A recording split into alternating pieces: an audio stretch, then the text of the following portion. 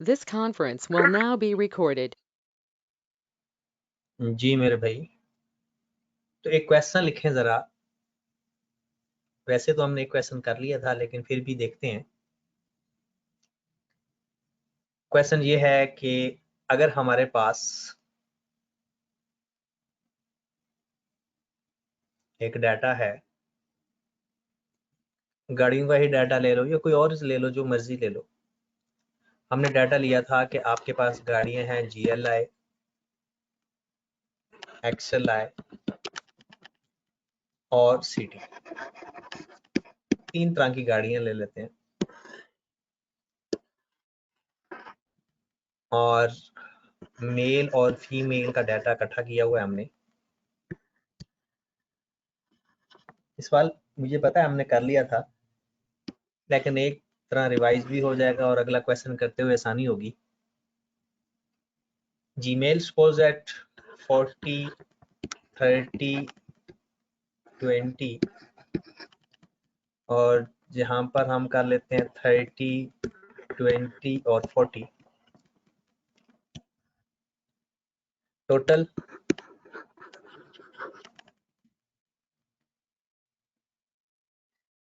ये आ जाएगा 790।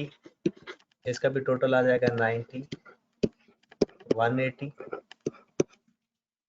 इसका टोटल आ गया हमारे पास 70। इसका टोटल हमारे पास आ गया जनाब 50 और इसका टोटल आ गया 60। राइट। सबसे पहले हम देखते हैं कि at the rate level of significance,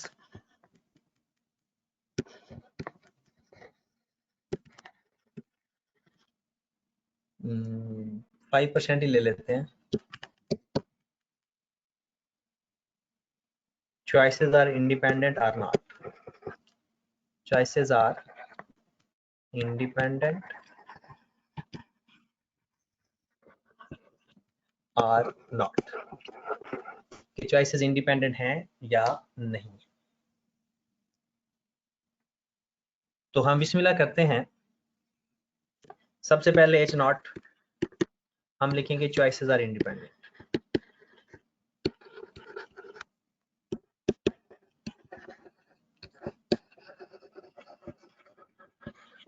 फिर H1 में choices are not independent या dependent, choices are not independent या choices are dependent। फिर हम लिखते हैं अल्फा कितना है 5% और फिर हम लिखते हैं फार्मूला का स्क्वायर का O माइनस ई का स्क्वायर ओवर ई होल का सम।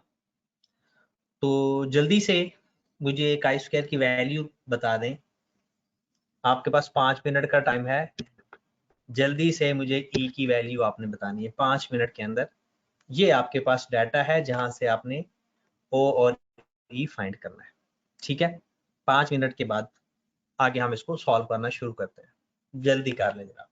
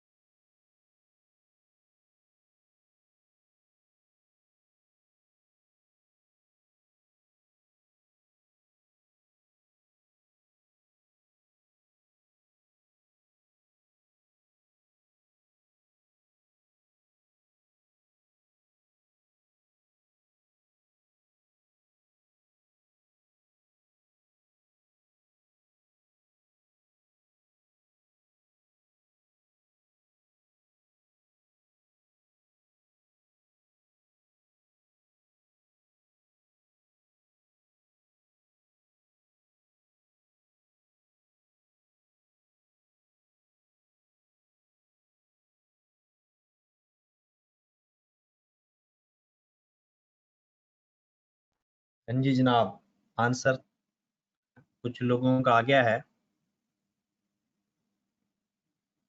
देखते हैं वो मैच करता है या नहीं। बाकी लोग देखें अपना अपना आंसर।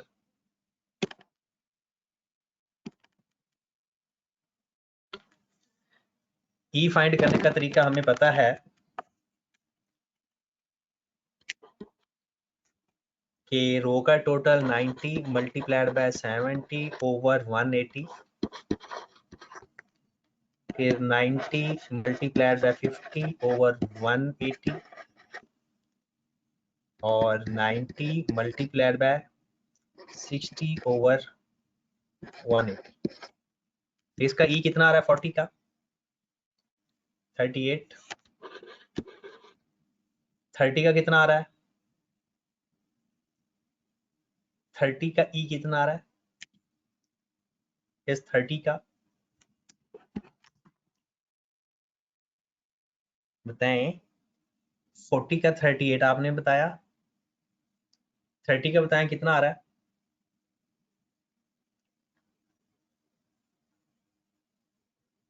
अच्छा, फर्स्ट 35 है।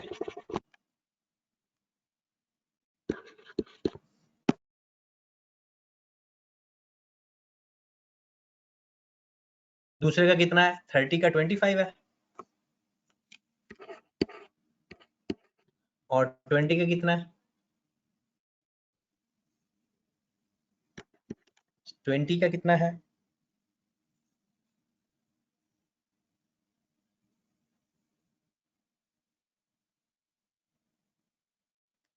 ट्वेंटी का बताओ, 20 का 100 है, 20 का 30 है। ओके हो गया। फिर इस 30 का वही आना है क्योंकि 90 मल्टीप्लाइड बाय 70 ओवर 180 35, इसका 25 और इसका 30। चेक करो जरा, यही है, दूसरे का तो सेम आना है ना। अब आ जाओ जरा, हमारे पास ओ आ गया 40 30 और 20, 30 20 और 40। ई हमारे पास आ गया 35 25 और 30, फिर 35 25 और 30। ओ माइनस ई का स्क्वायर, इन दोनों का डिफरेंस 5 है तो स्क्वायर इनका 25 आ जाएगा, इसका भी 25, इसका 100 30 और इसका भी 25, इसका भी 25 और इसका फिर 100। फिर हमने किया ओ माइनस ई का स्क्वायर और फिर उसको ई पे डिवाइड कर दिया। 25 को 35 पे डिवाइड किया तो कितना आ गया? 0.7।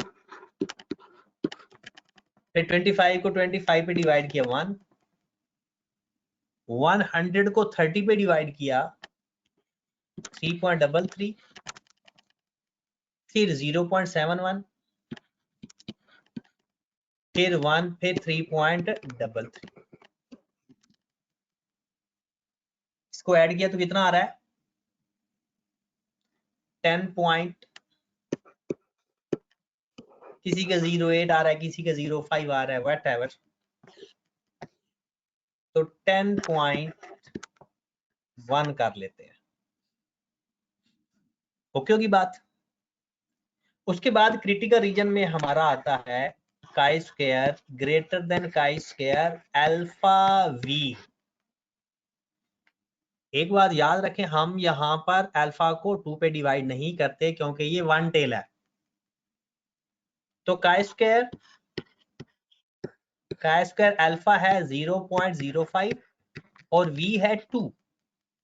वी के हमने दो फार्मूले पढ़े हुए हैं, एक है n-1 जो यहां इस्तेमाल नहीं हो रहा और एक है r-1 और c-1, कॉलम -1 इनटू रो -1। इस कंटिजेंसी टेबल में 2 रोज हैं और 3 कॉलम है। तो जल्दी से 456 है या 459 पेज के ऊपर काई स्क्वायर का टेबल गिवन है, वहां से मुझे वैल्यू फाइंड करके बताएं कि काई स्क्वायर की वैल्यू क्या आ रही है।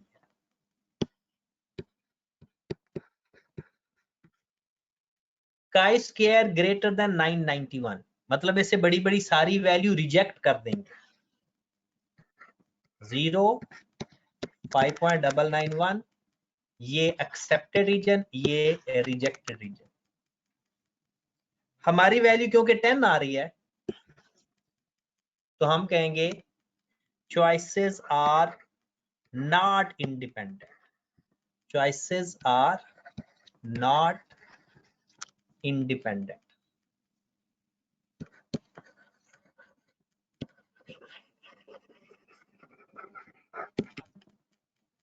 डन होगी बात। ओके, अब इसमें एक बात और का ख्याल रखना है, इसको हम कहते हैं टेबल की वैल्यू। अगर हमारी टेबल वैल्यू और जो हमारी 10.1 आई है इसको कहते हैं कैलकुलेटेड वैल्यू। अगर कैलकुलेटेड वैल्यू बड़ी हो तो हम रिजेक्ट कर देते हैं, और अगर टेबल वैल्यू बड़ी हो तो हम एक्सेप्ट कर लेते हैं। यानी क्रिटिकल रीजन में जो टेबल से वैल्यू फाइंड करते हैं अगर वो बड़ी आ जाए तो हम एक्सेप्ट कर लेते हैं, और अगर टेबल वैल्यू कैलकुलेटेड वैल्यू हो तो हम रिजेक्ट कर देते हैं। कि वैसे ही लिख लें, अगर कैलकुलेटेड वैल्यू ग्रेटर देन हो टेबल वैल्यू से तो रिजेक्ट। इसके बरक्स अगर टेबल वैल्यू बड़ी हो कैलकुलेटेड वैल्यू से तो फिर हम एक्सेप्ट कर लेते हैं। इसी तरह ये आगे पीछे लिखा जा सकता है। अगर लेस देन का साइन लिखना है तो इसको कुछ यूं भी लिख सकते हैं, table value less than calculated value, एक ही बात है। और इसको हम ये भी लिख सकते हैं, calculated value greater than table value. तो बात समझ लगी ना कि कैलकुलेटेड अगर टेबल वैल्यू छोटी होगी तो हम टेबल वैल्यू छोटी होगी तो हम रिजेक्ट कर देते हैं, और अगर कैलकुलेटेड छोटी हो तो हम एक्सेप्ट कर लेते हैं। इसको किसी भी फॉर्मेट में लिखा जा सकता है। इसके बरक्स एक और सवाल आता है पेपर में, वो किसी और टाइप का होता है। वो कंटिजेंसी टेबल फॉर्म में नहीं आता बल्कि एक और फॉर्म में आता है। वो आपको एक प्रोबेबिलिटी का या किसी प्रोपोर्शन का डाटा दे देता है। हम सपोज कर लेते हैं कि हमारे पास आइटम्स हैं कुछ ए बी सी डी और ई, वो हमें प्रोबेबिलिटी दे देता है इसकी। वो कहता है जो इवेंट ए है उसके अक्कर होने की प्रोबेबिलिटी सपोज दैट 10% है। इवेंट बी है उसकी सपोज दैट प्रोबेबिलिटी 25% है। इसकी 15% है सपोज दैट, इसकी 20% है सपोज दैट, बाकी कितनी बच गई 40% या 30%? 100% पूरी करनी है ना, 30%।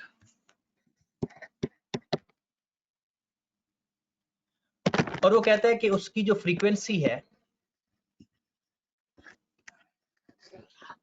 सपोज दैट 100 है, 300 है, 200 है, 400 है, और सपोज दैट 500। ये डाटा गिवन है, और वो हमसे ये पूछता है कि ये डाटा इंडिपेंडेंट है या नहीं है, या ये एक दूसरे से एसोसिएट है या नहीं है। इस तरह की वो बातें हमसे पूछ लेता है। ओके की बात।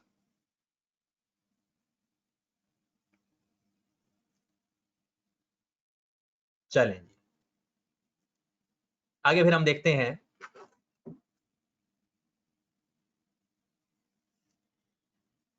इसको किस तरह से सॉल्व किया जाता है। चले आप मुझे सिर्फ इतना बताएं, ये जो फ्रीक्वेंसी गिवन है ये ओ होगी या ई होगी, बस इतना बता दें। ये जो फ्रीक्वेंसी हमें गिवन होती है ये ओ कहलाती है या ई कहलाती है? ये हमारी ऑब्जर्व्ड फ्रीक्वेंसी होती है, ये हमेशा ओ होती है। ई हमने इसका खुद फाइंड करना है।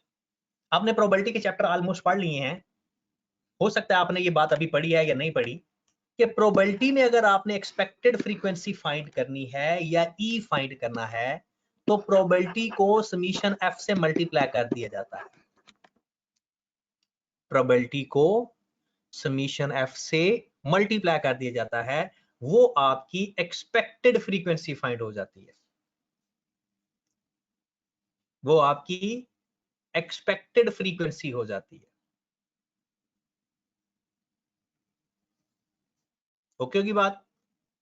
अब हमारा समीशन एफ कितना आ रहा है पहले फाइंड कर लो।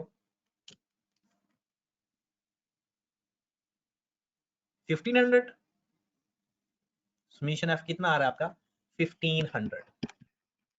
अब आप 1500 को 10% से मल्टीप्लाई करोगे तो आपका इसका ई आ जाएगा। 1500 को 25% से मल्टीप्लाई करोगे, फिर 1500 को 15% से मल्टीप्लाई करोगे, फिर 1500 को 20% से मल्टीप्लाई करोगे, फिर 1500 को 30% से मल्टीप्लाई करोगे। लो मेरे भाई करते जाओ मल्टीप्लाई तो आपका ई आता जाएगा। 1500 को 10% से मल्टीप्लाई किया तो आपके पास 150 आ गया। 1500 को 25% से मल्टीप्लाई करो तो कितना आ रहा है? 25% से मल्टीप्लाई करें जरा, 375। फिर 1500 को 15% से मल्टीप्लाई करो,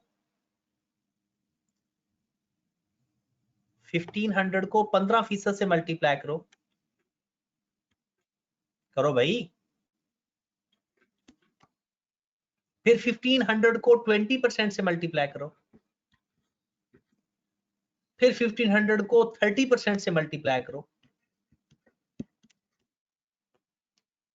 ये हमारे पास ई आ गया।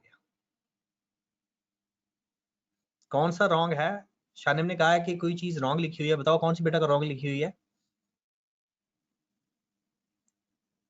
किसका 75 आ रहा है?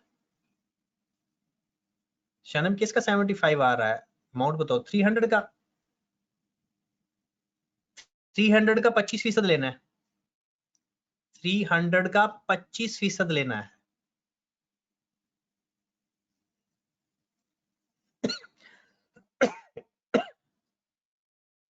थ्री 300 का 25% लेना है।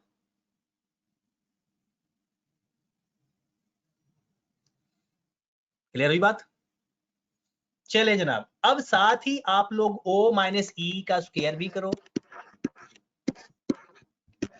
और फिर अगले कॉलम में O माइनस ई के स्क्वायर को ई पे डिवाइड भी करके दे दो। सबसे पहले 100 और 150 का डिफरेंस 50 और 50 का स्क्वायर लो 2500। 100 और 375 का डिफरेंस 75 और 75 का स्क्वायर ले लो जी जनाब 5625। फिर 200 और 225 का डिफरेंस भी 25 का स्क्वायर ले लो 625। फिर 300 और 400 का डिफरेंस 100 और 100 का स्क्वायर 10,000। फिर 500 और 450 का डिफरेंस। ओके, O माइनस सी का स्क्वायर आ गया। अब इसको E पे डिवाइड करते जाओ। 2500 को 150 पे डिवाइड करो, जल्दी करो जरा। 2500 को 150 पे डिवाइड करो 16.7। फिर 5625 को डिवाइड करो 375 पे। 625 को 225 पे डिवाइड करो,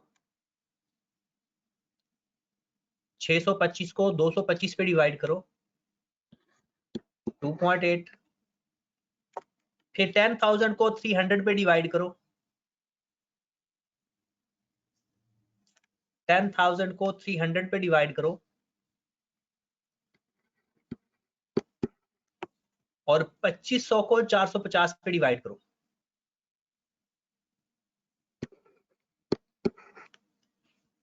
अब इसका मुझे सम करके बता दो। 16.7 प्लस 15 प्लस 2.8 प्लस 33.33 प्लस 5.6।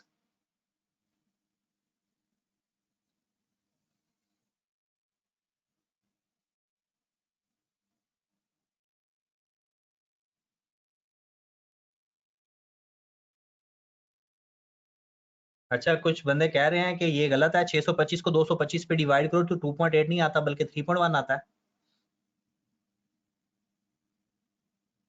3.1 नहीं आएगा, 2.8 ही आएगा।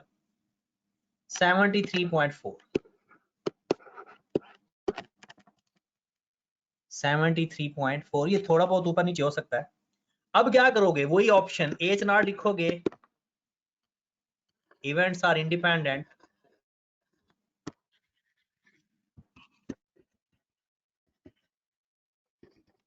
एज 1 लिखोगे, events are not independent, alpha 5%, chi square की वैल्यू आपने खुद फाइंड कर ली, ओ माइनस ई का स्क्वायर ओवर ई,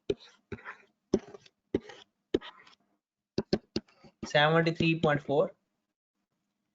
क्रिटिकल रीजन आप मुझे बता दीजिएगा इसके अंदर, chi square greater than chi square alpha we,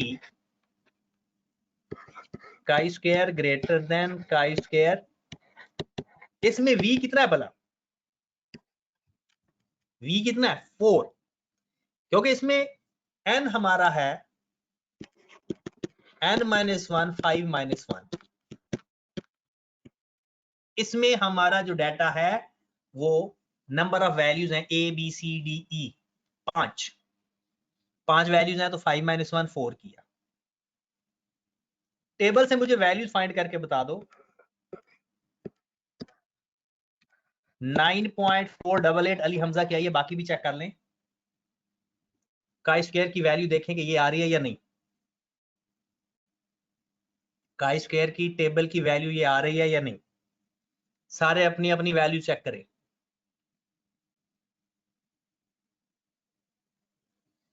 okay, reject कर रहे हो या एक्सेप्ट कर रहे हो, रिजेक्ट कर रहे हो या एक्सेप्ट कर रहे हो,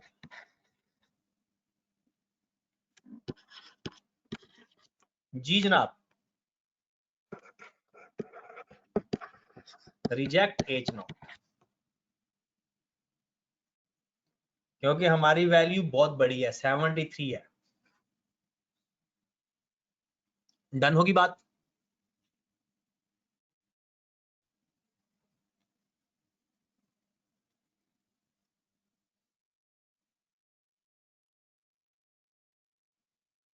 चलें, ओके। अब एक सवाल आप मुझे करके दो, सेम एज इट इज इसी तरह का, फिर हम इसके एक दो छोटे छोटे पॉइंट्स हैं थ्योरेटिकल के, तो ये टॉपिक हमारा कंप्लीट हो जाएगा। तो बताएं, एक क्वेश्चन छोटा सा करके दें। प्रोबेबिलिटी है हमारे पास 20%, 5%, 40%, 15% और कितनी होगी टोटल, और 20%।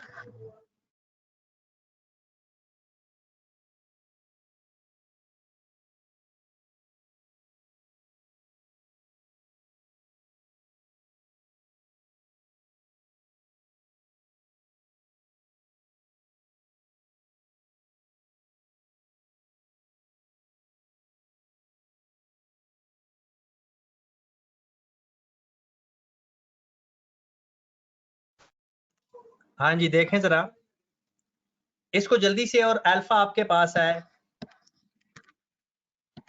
2%, जल्दी से इसको सॉल्व करके मुझे बताएं कि रिजेक्ट करोगे या एक्सेप्ट करोगे।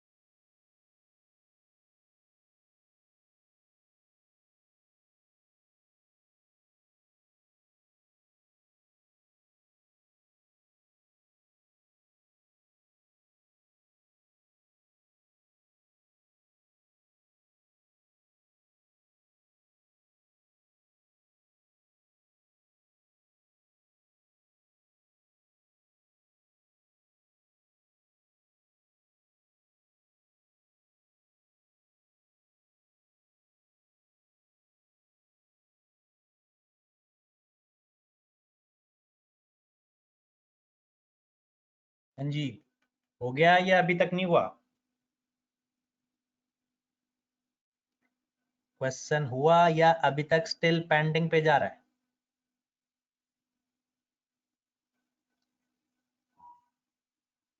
अब्दुल रहमान का हो गया। और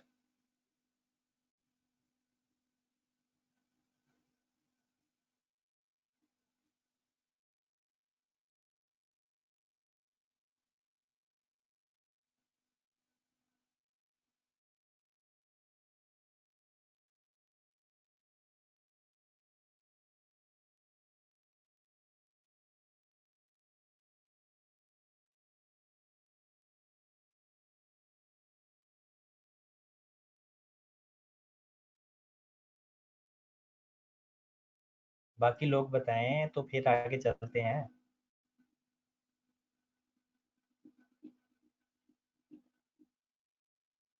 चलें जी। सबसे पहले हम इसका ई फाइंड कर लेते हैं इधर ही। टोटल सम कितना आ गया है? 200।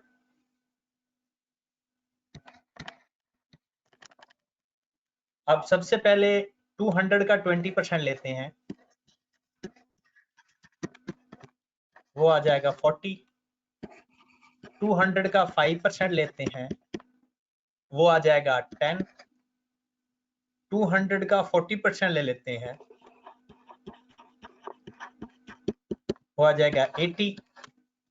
फिर 200 का 15% ले लेते हैं, वो आ जाएगा 30। और फिर 200 का अगेन 20% ले लेते हैं और वो आ जाएगा 20। कंफर्म करने के लिए इसका भी सम करें तो 200 आना चाहिए। कंफर्म करने के लिए इसका भी सम करो तो 200 ही आना चाहिए। डन।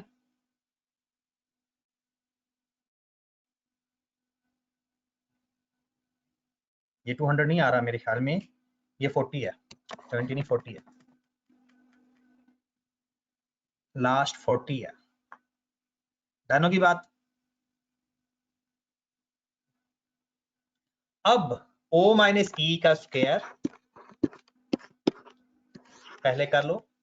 40 में से 40 माइनस 0, 10 और 20 और 20 का स्क्वायर 400, इसका भी 400, इसका 100 और इसका भी 100। स्क्वायर भी साथ साथ लिया है ना। चेक करते जाओ, जिसका जहां पे गलत है वो मुझे बता दो। 0 को e पे डिवाइड किया 0, 400 को 10 पे डिवाइड किया 40, 400 को 80 पे डिवाइड किया 5, 100 को 30 पे डिवाइड किया 3.3, फिर 100 को 40 पे डिवाइड किया 2.5। लो मेरे भाई, मुझे e की वैल्यू बता दो कितनी आ गई, और अपनी भी e की वैल्यू चेक करें क्या टैली कर रही है या नहीं।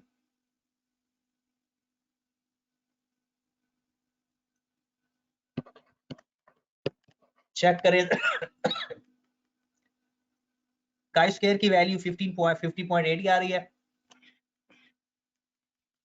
बाकी सारा वही है, मेन तो हमने ये लिखना है कि हमारा काई स्क्वायर बराबर आ गया o माइनस ई का स्क्वायर ओवर ई होल का सम, वो आ गया 50.8। और फिर हमने देखा chi square greater than chi square alpha V, chi square greater than chi square 0.02, और v कितना है 1 2 3 4 5 4। ये कितनी वैल्यू आ गई है 2% पे 4 डिग्री ऑफ फ्रीडम। जी कितना आया है, टेबल की वैल्यू कितनी आई,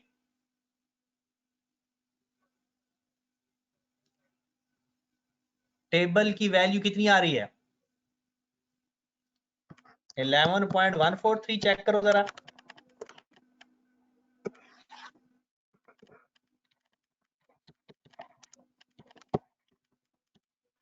ये एक्सेप्ट और ये रिजेक्ट, तो हमारा रिजेक्ट हो रहा है H0। जो इवेंट्स हैं वो इंडिपेंडेंट नहीं है। ओके होगी बात।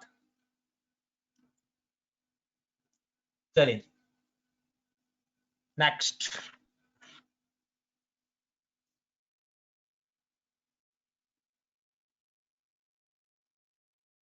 नोट लिखें जरा, बल्कि नोट नहीं एक सवाल लिखें। Degree of freedom used Z test, T test,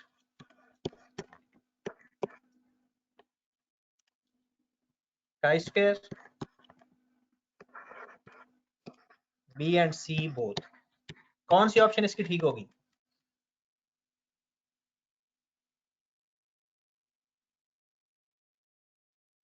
degree of freedom कहां पर इस्तेमाल होता है?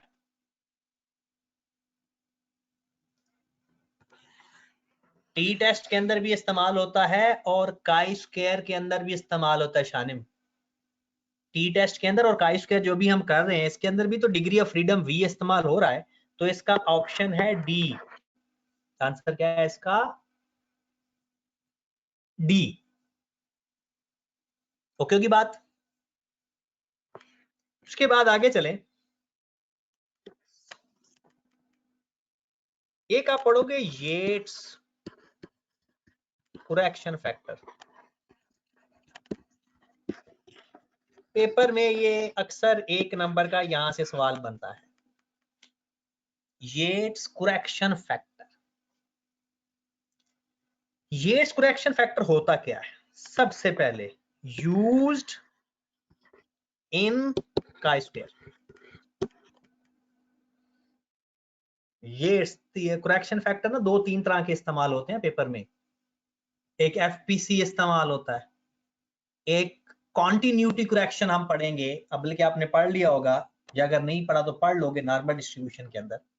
और एक होता है Yates correction factor. Yates correction factor कहां इस्तेमाल होता है? काई स्क्वायर में। आप कहोगे हमने तो पढ़ा ही नहीं है।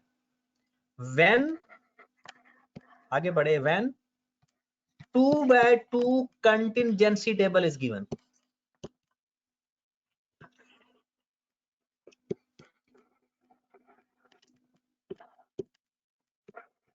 मतलब जब 2 रोज होंगी और 2 ही कॉलम होंगे। हमने जितने भी सवाल किए हैं उसमें 2 रोज थी और 3 कॉलम थे। देन या रोज ज्यादा थी या कॉलम ज्यादा थे, 2/2 नहीं था। तो ये कुरेक्शन फैक्टर कब इस्तेमाल होता है? जब 2/2 का कंटिंजेंसी टेबल गिवन होगा। और फिर ये इस्तेमाल कैसे होता है जरा गौर फरमाएं। इसका एक फार्मूला थोड़ा सा चेंज हो जाता है काई स्क्वायर का। O माइनस ई, इसमें से 0.5 माइनस करके स्क्वायर लेंगे, बाकी सारा वही फार्मूला है। O माइनस ई, जो उसका आंसर आएगा उसमें से 0.5 माइनस करके स्क्वायर लेंगे। O माइनस ई के इर्द गिर्द 2 एब्सलूट वैल्यू का साइन है। इसका मतलब यह है कि अगर हमारा आंसर 4 आए या -4 आए, हमने उसको 4 ही कंसीडर करना है, फिर स्क्वायर लेना है, चाहे 4 आए चाहे -4 आए। आपको पता है ना, O माइनस ई बाहर एब्सलूट वैल्यू का मतलब है कि जो वैल्यू नेगेटिव है उसको भी पॉजिटिव कर देना। जो वैल्यू नेगेटिव हो उसको भी पॉजिटिव कर देना। ठीक है, इसका मतलब यह है कि 0.5 हमेशा हमने रिड्यूस ही करना है, चाहे पॉजिटिव आंसर आए 4 का चाहे नेगेटिव। 4 के अलावा भी कोई वैल्यू हो सकती है। आप लिख लें note, in Yates correction factor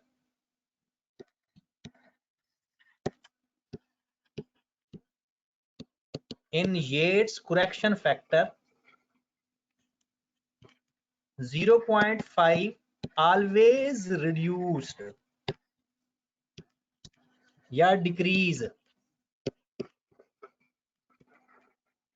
irrespective of the sign।